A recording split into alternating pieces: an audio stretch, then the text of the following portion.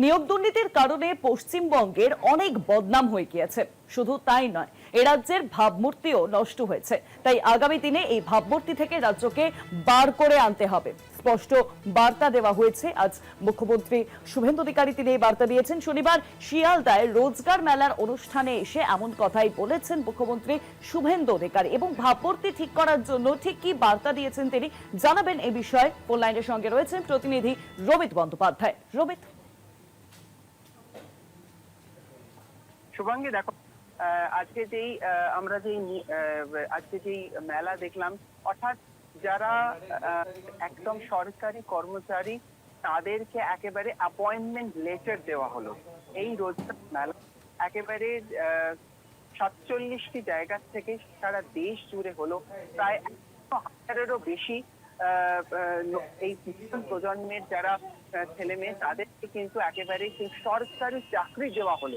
একেবারে উদাহরণস্বরূপ এক অনুষ্ঠানের সাক্ষী থাকলো বর্ষ।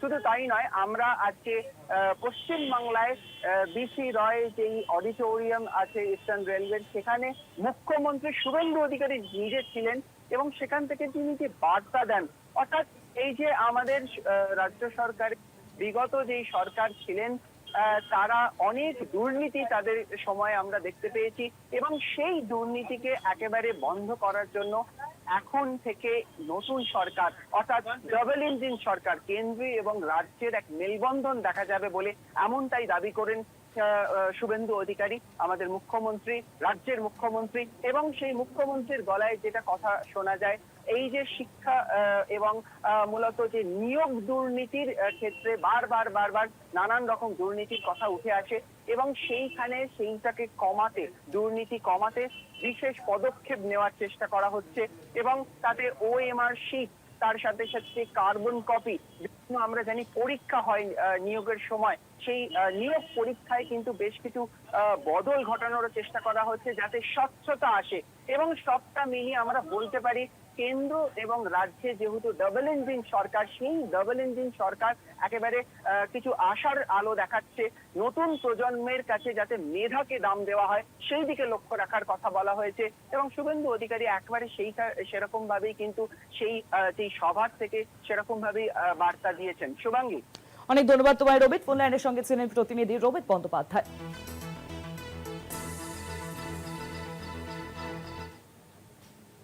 কি বলেছেন শুভেন্দু অধিকারী আপনাদের শোনাবো। পরীক্ষা কেন্দ্রগুলিও এমন ভাবে কলুষিত হয়েছে যার ফলে eastern rail, south eastern rail বা আমাদের নর্থ ফ্রন্টিয়ার রেলওয়ে, তারা তাদের এক্সামগুলো পশ্চিমবঙ্গে করাচ্ছিলেন না।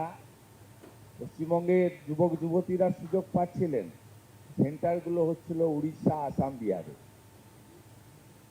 এই জায়গা থেকে আমাদের এই প্রিয় বঙ্গভূমি পশ্চিমবঙ্গকে বের করে আনতে হবে।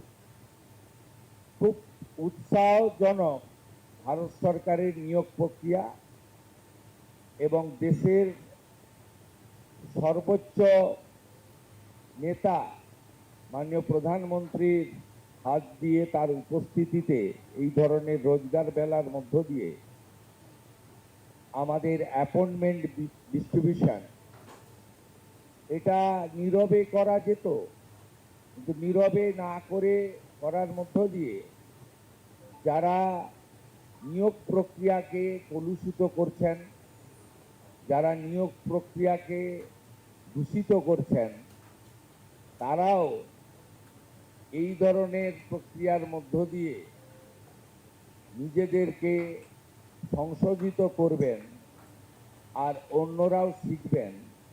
এটাও একটা তার বড় দৃষ্টান্ত বলে আমি মনে করি। OMR ভিত্তিতে যে লিখিত পরীক্ষা হয় তার কার্বন কপি প্রত্যেকটি পরীক্ষায় বসা যুবক যুবতীকে দেওয়া উচিত। আমি দায়িত্ব নেওয়ার পরে আধিকারিকদের জিজ্ঞেস করেছিলাম পশ্চিমবঙ্গে কিভাবে রিক্রুটমেন্টের পরীক্ষা হয়।